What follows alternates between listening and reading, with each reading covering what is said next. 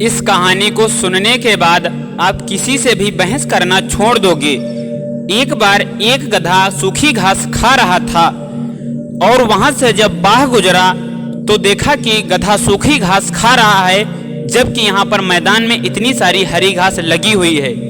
फिर उस बाघ ने उस गधे से कहा कि अरे भाई, तू सूखी घास क्यों खा रहा है? वहां पर मैदान में इतनी हरी घास लगी हुई है।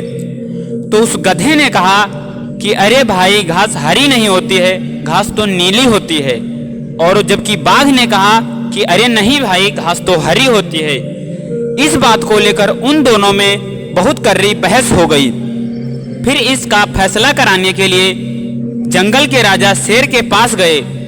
वहां पर बाघ कहता है कि घास हरी होती है और गधा कहता है कि घास नीली होती है।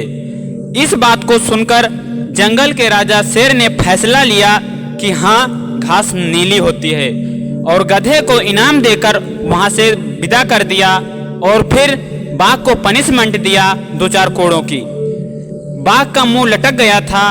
फिर बाद में गधे के चले जाने के बाद में बाघ ने कहा कि अरे भाई, जब तू भी जानता है कि घास हरी होती है, फिर भी आपने नीली क्यों कहा?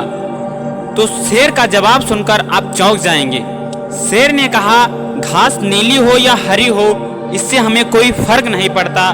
फर्क तो इस बात से पड़ता है कि आप एक गधे से बहस कर रहे हैं। तो कहने का मतलब यह है कि जब बात सही है तो उसमें बहस करने की कोई ज़रूरत नहीं है। कोई माने या ना माने, सच तो सच होता है। अगर ये कहानी आपको पसंद आई हो तो इस वीडियो को लाइक करके एक प्यारा सा कमेंट जरूर कर देना।